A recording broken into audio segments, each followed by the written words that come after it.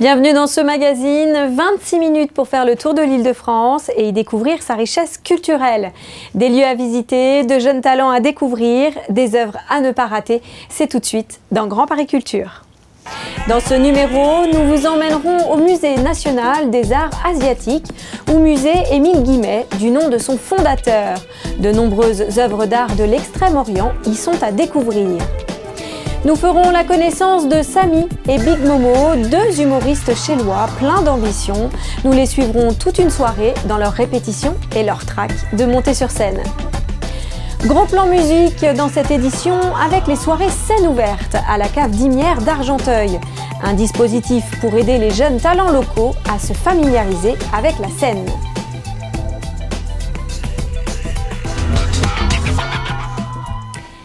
Depuis le 19e siècle, l'Extrême-Orient fascine les Occidentaux et depuis 1889, il est possible de découvrir l'art de cette région du monde à Paris grâce au musée Émile Guimet.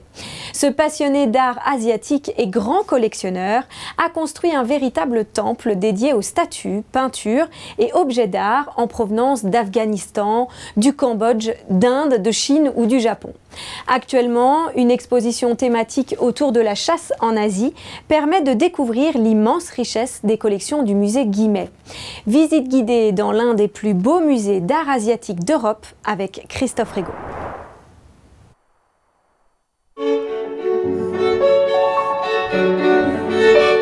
Paris 1889, inauguration de l'exposition universelle. Alors que la Tour Eiffel prenait sa place dans le paysage, un autre lieu ouvrait ses portes non loin du Trocadéro, le musée Émile Guimet. Cet industriel lyonnais se passionne pour les civilisations asiatiques. Le Japon d'abord, d'où il ramène de nombreuses statues. Émile Guimet consacre dans un premier temps son musée à l'histoire des religions, avec un concept simple, comparer les civilisations entre elles pour que les peuples se comprennent mieux, une idée très en vogue à la fin du 19e. Mais au début du XXe siècle, le musée change de vocation avec l'apparition des grandes fouilles archéologiques. Les orientalistes étaient proches des archéologues qui fouillaient en Asie, donc il y a eu des missions archéologiques en Asie et le musée est devenu le réceptacle naturel de ces grandes fouilles archéologiques. Et ensuite, il y a une troisième étape, c'est après la guerre, en 1945, le département du Louvre a transféré l'essentiel des collections asiatiques à Guimet, puisqu'on était à ce moment-là très marqué donc, sur l'Asie. Et c'est là que donc, se sont fixés ces trois grands axes du musée Guimet. Donc, fin 19e, les religions, début du 20e, les grandes missions archéologiques, et après 1945, donc les arts décoratifs, on va dire, essentiellement.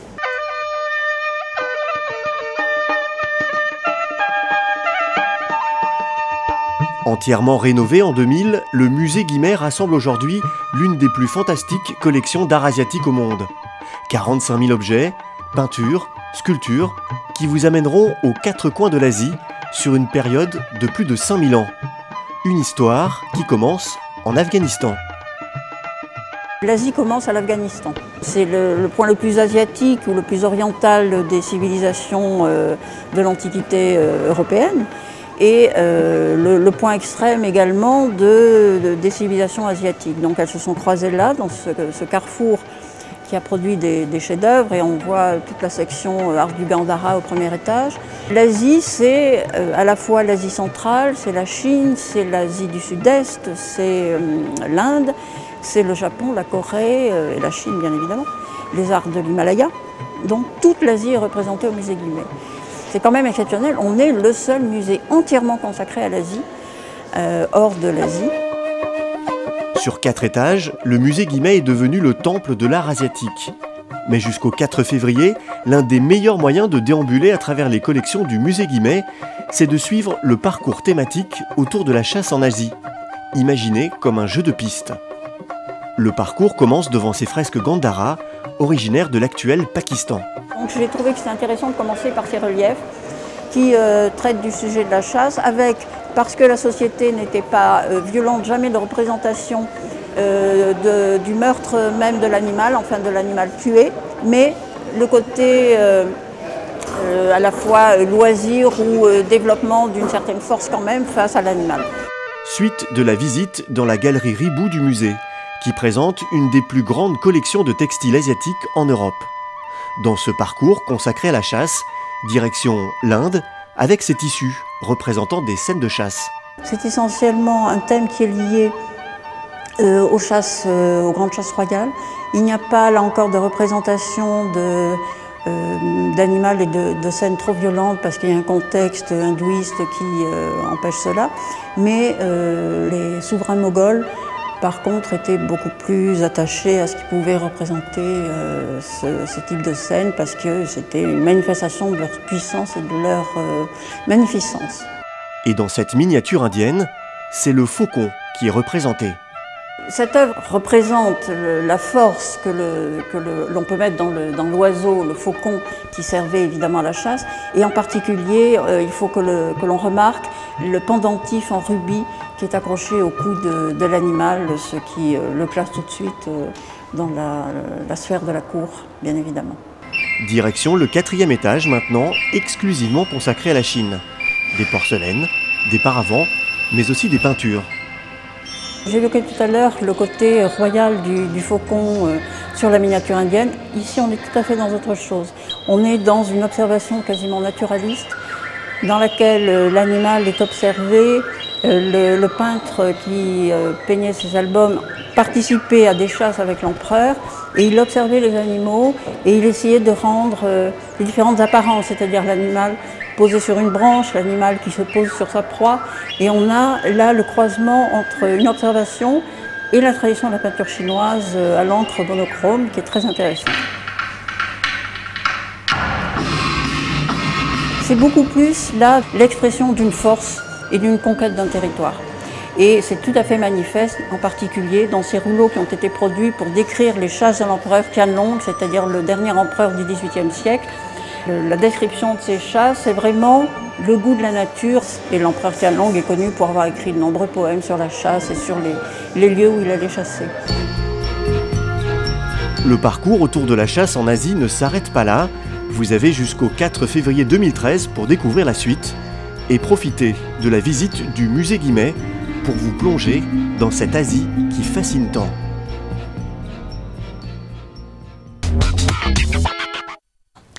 Connaissez-vous les frères Bachet ? François et Bernard Bachet sont les inventeurs d'une nouvelle famille instrumentale acoustique, les structures sonores. La plus connue est le cristal Bachet. 60 ans de recherche et toute une série d'instruments nouveaux aux sonorités originales. Des concerts dans le monde entier, des disques, des films, des spectacles télévisés. Un seul leitmotiv pour les frères Bachet, l'éveil au monde des sons. Martine Guégan de Téléson nous emmène dans leur atelier sonore à Saint-Michel-sur-Orge.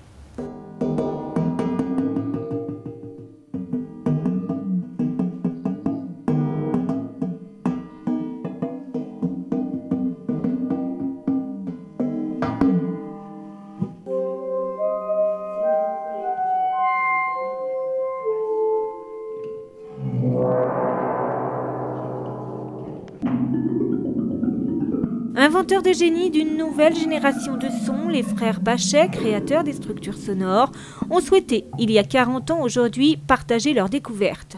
Créée en 82, l'association Structures sonores et pédagogie, installée à Saint-Michel-sur-Orge, n'a eu de cesse depuis ses débuts de sensibiliser et initier petits et grands au monde sonore à travers des ateliers, des stages de formation ou des expositions. Aux États-Unis, à New York, on m'a demandé d'intervenir dans Learning to Read to the Arts, c'était apprendre à lire à partir des arts, qui était la réinsertion des Noirs américains dans la civilisation américaine. Et là, pendant 3 ans, nous avons donc été plongés dans ce milieu-là, avec les instruments que nous avions déjà construits, mais pour les musiciens. Et alors quand je suis revenu en France, j'ai dit, tiens, mais au fond, nous avons le même problème ici, dans les banlieues, et nous avons fait les instruments que vous avez derrière moi, qui sont des instruments qui sont petits, presque au sol, et dans lesquels il n'y a pas de solfège préalable. Ce qui a donné l'approche musicale Bachet et son instrumentarium, qui, à l'image de l'arrivée de l'art abstrait dans les écoles, permet de créer une musique en juxtaposant des couleurs musicales dites sonores, sans passer par le solfège et d'une façon totalement libre. Autre volet de l'association, ses musiciens. Michel Deneuve, depuis 1977, travaille aux côtés des frères Bachet. Sa passion, le cristal. La découverte de ce nouvel instrument au son pur l'ont conduit à améliorer sa facture et aujourd'hui à élaborer une méthode à l'usage de ceux qui voudraient aborder cet instrument. J'ai rencontré Bernard Bachet, je pensais que des gens allaient m'apprendre à jouer de cet instrument. Et c'est cet instrument qui m'avait attiré, sous les mains des tout premiers cristallistes Jacques et Yvonne Lasserie, qui jouaient des cristals à clavier verticaux. Et c'est cette sonorité magnifique qui m'avait attiré. Donc Bernard Bachet me reçoit en 1975 et on a commencé à travailler dans les années tout de suite qui ont suivi. Et je réalise que personne ne joue vraiment, n'a développé vraiment une technique. Et voilà, je pressens que c'est le travail que je vais avoir à faire. Parce que j'en ai tout simplement envie. Je me dis cet instrument est fabuleux. Les gens disent que c'est très beau comme son mais que c'est limité. Je prends le pari de dire que c'est nous, musiciens, qui sommes limités tant qu'on n'a pas essayé.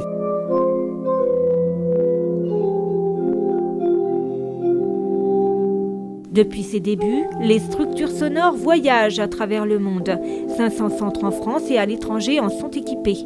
20 000 personnes par an sont concernées par ces activités.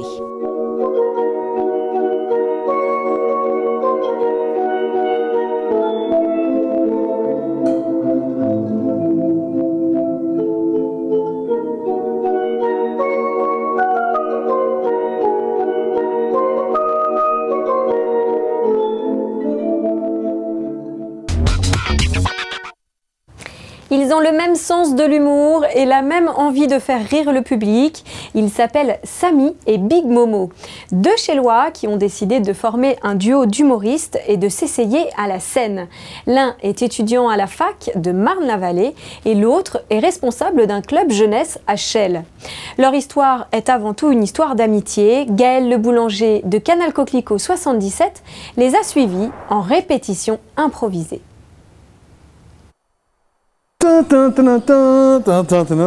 Mesdames et messieurs, bonsoir. Tu commences pas, hein. Toi, commence Lundi 18h, parking en sous-sol du centre commercial Shell 2, Samy et Big Momo répètent sur ce plateau improvisé.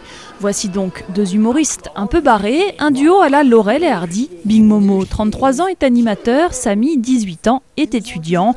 Une différence d'âge qui n'a empêché ni la rencontre ni l'amitié. Moi, c'est vrai que j'étais directeur de colo à Housegor.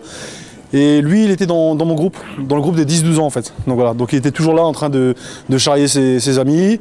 Et donc, et moi pareil, quoi, j'arrêtais pas de le charrier, quoi. On avait les contacts qu'avaient plutôt un enfant et un adulte. C'est-à-dire que je savais pas que 10 ans plus tard, j'allais faire ça avec lui. Donc Alors, mais sinon, c'est vrai qu'on avait un plus gros, comment dire, on était plus proche que lui avec un autre enfant. C'est ça que je veux dire. Donc déjà, il y a le feeling. Et heureusement qu'il est là, ce feeling, pour gérer la pression. Ce soir, par exemple, n'est pas tout à fait un soir comme les autres. Le duo s'apprête à monter sur scène pour la 9e fois. Le mois dernier, ils ont même fait le Jamel Comedy Club.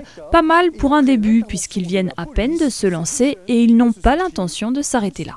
Bon, on y va ? On y va. On bouge ? Tiens. On bouge. Et pendant que Samy et Big Momo prennent la route pour la capitale, Charlotte là-bas, 7. 19h30, Paris 11e, il y en a une qui les attend de pied ferme. Ils sont super sympas. On sent qu'il y a quelque chose. D'accord ? Mais il faut qu'ils travaillent, bien sûr. Il faut qu'ils trouvent des idées. Mais ça, je pense qu'ils sont assez pugnaces pour y arriver. Françoise Deldic, c'est elle qui a monté le Chinchman Comedy Club. La scène ouverte où se produisent tous les lundis une vingtaine d'apprentis humoristes. Et ce soir, pour la 4e fois, ces chouchous seront là. Tiens, Barthélemy ? Ouais. Je t'ai mis là. Très bien. Samy, Big Momo, et puis voilà. Le duo est en avance pour régler les derniers détails avec la technique et ne surtout pas se tromper. En fait, c'est pas 4e transition, c'est... Hey, les gars, vous êtes confus, hein. Non, mais je sais. Une fois d'accord avec la régie, le plus dur à gérer, c'est l'attente. Vous êtes confus, hein, faites non, gaffe. mais c'est Samy, je comprends pas. Je comprends pas. Merci Barthélemy. Comment je gère en embêtant, en taquinant Momo. C'est le seul moyen d'évacuer mon stress. Mon stress il partira pas tant que j'ai pas posé le pied sur scène en fait. 21h30, levé de rideau. Le duo connaît l'ordre de passage. Ils sont en 8e position. Et pendant que ça démarre d'un côté, eux, ils répètent encore et encore. Logiquement, on connaît notre sketch. On va vivre en répétition. Hey, Drago Bouchel, c'est extraordinaire, c'est le chien afghan qui est avec nous, là. Tu sais que le chien afghan, le chien afghan, là. Le chien afghan. 22h30, 22h45, la tension monte, c'est bientôt à eux. Vous pouvez applaudir Samy et Big Momo. Allez, c'est parti pour 5 minutes de sketch. Entre une imitation de Maïté, des aboiements de chiens afghans, le film Le Parrain revisité à la sauce d'Orléans. C'est un peu fourre-tout, mais qu'importe, le public se marre. Mesdames et messieurs, bonsoir. Shalom, Salem et Koni Shoah. Deux individus cagoulés ont tenté de braquer une pharmacie du Paris 18e, alors qu'ils voulaient voler du spectacle. Et après l'intervention de la police, ils se sont chiés dessus. C'était Samy et Big Momo. Ah, comment ça s'est passé là? Débrief à chaud. Bah super, franchement super. C'est vrai que des fois on avait quelques trous en fait. Voilà, mais on a su rebondir comme on pouvait. Donc avec de l'impro comme d'habitude quoi. Et c'est ça qui est bien quand on a un duo, c'est la complémentarité. C'est-à-dire que même si moi j'avais un trou, et ben j'ai eu confiance en mon binôme. Et dans ces moments-là que finalement je vais pas arrêter la semaine prochaine, on va continuer encore un peu. Voilà. Poursuivre l'histoire d'amitié qui aboutira peut-être à une grande carrière. Domaine royal de Marly-le-Roi, rattaché au château de Versailles, se refait une beauté verte. Plus de 1500 arbres vont être replantés. La tempête de 99 en avait détruit plus d'1 millier. L'opération vient de démarrer par l'allée de la Terrasse. 262 platanes ont déjà pris racine et 222 tilleuls ont été mis en terre. Johanna Soudry et Guillaume Camps de TV Fil 78 ont chaussé leurs bottes. Est-ce que ça vous plaît comme numéro 97? Vous êtes bien sûr que c'est 97? Je vérifie. Autrement, je râle. C'est sous la pluie et dans un sol boueux que les premiers tilleuls du domaine de Marly ont été replantés. Jadis résidence du roi Louis XIV, le domaine de Marly fut racheté en 1811 par Napoléon.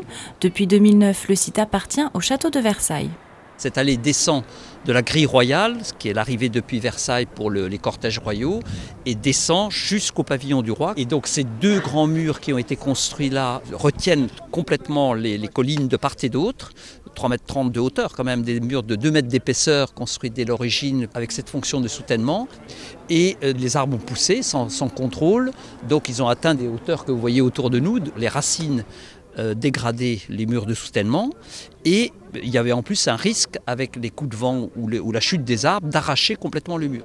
Ajoutez à cela la tempête de 99 qui avait dévasté les crêtes de Marly en emportant 1500 arbres.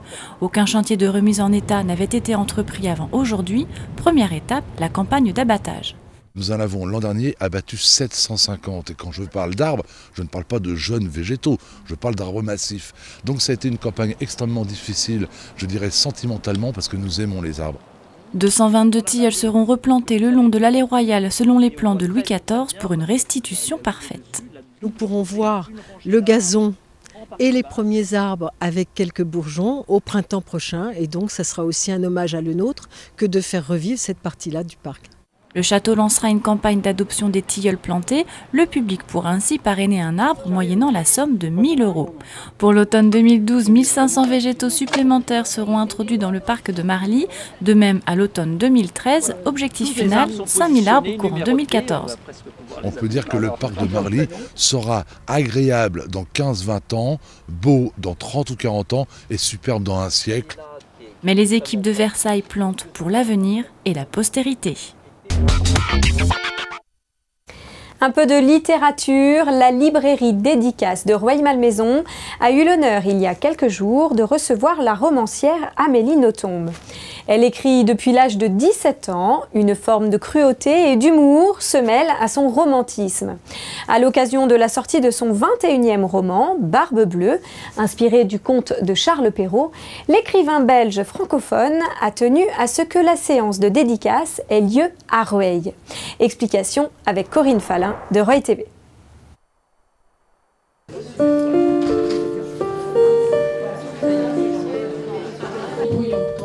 Voilà déjà 12 ans qu'Amélie Nothomb publiait son premier roman Hygiène de l'assassin. Son nouveau livre Barbe Bleue raconte l'histoire de Saturnine, jeune Belge qui débarque à Paris. Face au prix exorbitant des loyers, notre jeune héroïne décide d'emménager chez Don Elemirio, milliardaire fort inquiétant car ses 8 précédentes colocataires ont disparu. Seul interdit pour la jeune colocatrice, ne jamais entrer dans la chambre noire du château, renfermant un terrible secret. Le comte de Perrault, d'emblée, présente Barbe Bleue comme un monstre. Au début, c'était simplement un homme qui avait un secret, et il est très bien d'avoir un secret, et il est lamentable de chercher à violer le secret de la personne qu'on a épousée, et même le secret de qui que ce soit d'ailleurs. En plus, autre chose du conte qui ne m'allait absolument pas, les personnages féminins. Pourquoi est-ce qu'elles étaient toutes si sottes? Pourquoi est-ce qu'aucune ne résistait à l'attrait du secret? Et pourquoi, une fois qu'elles s'étaient mises dans un pétrin épouvantable, pourquoi est-ce qu'aucune n'était capable de se défendre? Donc, je devais réécrire ce conte tant pour rendre justice à Barbe Bleue et en faire le noble personnage qu'il est, de toute évidence, mais aussi pour montrer qu'il existe des femmes qui font le poids face à un type pareil. Depuis 12 ans, Amélie Nothomb n'a jamais manqué une rentrée littéraire. La romancière s'astreint en effet à une discipline de fer. Elle écrit chaque matin pendant 4 heures, de 4 heures à 8 heures. Si elle jouit aujourd'hui d'une notoriété certaine, la publication de son premier roman, Hygiène de l'assassin, n'a pas été si simple. Ignorant tout de tout, je l'ai envoyé à Gallimard pour Philippe Solers, sachant que Gallimard, considérant Gallimard comme la plus grande maison d'édition. Et Philippe Solers me l'a renvoyé avec un mot sec sur lequel il était écrit « J'ai interdit votre manuscrit au comité de lecture de Gallimard, je n'aime pas les canulars ». Je n'ai pas compris ce que ça voulait dire. Je me suis dit que ça devait vouloir dire que mon manuscrit était mauvais et je l'ai encore gardé dans mes tiroirs pendant 6 mois. 6 mois plus tard, je me suis demandé s'il n'était pas un peu bête d'avoir fait une seule tentative et je me suis dit, faisons-en une seconde. J'ai bien dit une seconde, je n'aurais jamais eu le courage d'en faire une troisième. Et cette fois-ci, choisissant une petite maison d'édition, j'ai été beaucoup trop ambitieuse en choisissant Gallimard. Donc, à vue de nez de Bruxelles, je me dis, qu'est-ce que c'est une petite maison d'édition française? Ça doit être Albin Michel, ça doit être tout petit. Et si Amélie Nothomb a choisi cette année de participer à cette séance de dédicace à Rueil-Malmaison, ce n'est pas par hasard. Il y a un bouquin de Queneau que j'adore, qui s'appelle Loin de Rueil. Et quand vous m'avez dit ma librairie se situe à Rueil-Malmaison, tout de suite j'ai eu envie de venir parce que je me suis dit, j'ai passé ma vie loin de Rueil. Voilà. Amélie Nothomb a aujourd'hui 45 ans et 21 ouvrages publiés. Mais en réalité, la romancière est en train de rédiger son 76e livre. Amélie Nothomb estime en effet à 3,7 le nombre d'ouvrages qu'elle écrit chaque année.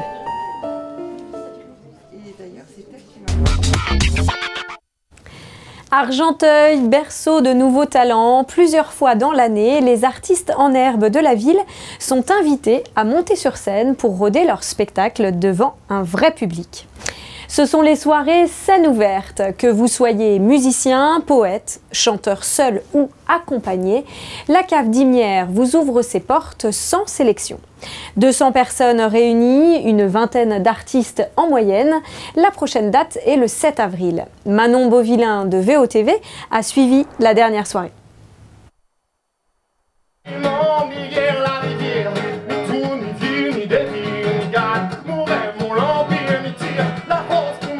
Une scène, un public, un artiste. Le dispositif argenteuilais des scènes ouvertes est un véritable tremplin artistique. Les jeunes sont séduits par la formule, conditions réelles de concert, rencontre entre musiciens, expérience inédite.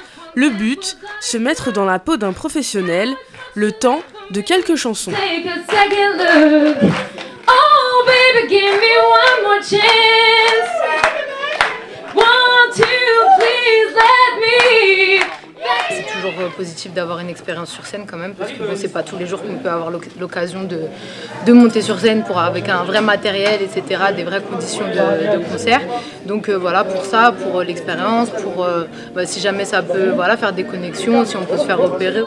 Piloté par l'Action culturelle et la direction de la jeunesse d'Argenteuil, le dispositif a pour objectif de promouvoir et soutenir la scène locale. Il permet aux artistes, quel que soit leur niveau, de se faire connaître et de partager leur univers. Personne ne fuit tel Castro. Feel like I've seen nothing yet. Feel like I've seen nothing before. Il s'agit vraiment d'aller toucher d'autres publics pour leur permettre de découvrir ce que je fais. Et moi, ça me permet d'aller aussi écouter, voir ce qui se fait, et puis d'être au contact aussi de cette nouvelle scène. From the minute you fell from the sky, she's got the moon in her eye. Ça fait partie, je pense, des éléments qui permettent, en tout cas, à un artiste en devenir, si on peut appeler ça comme ça, de cerner un petit peu mieux les attentes du public, et puis de se conforter ou bien de se remettre en question par rapport à la proposition artistique qu'on a. Une soirée rassemble en moyenne une vingtaine d'artistes devant une salle comble de 200 personnes, un moyen pour la ville de repérer les nouveaux talents. À la clé, des aides, des financements de projets ou plus encore, des dates de concert.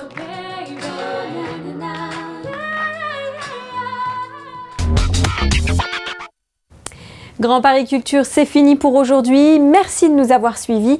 Je vous donne rendez-vous la semaine prochaine et tout de suite la suite des programmes sur Télif.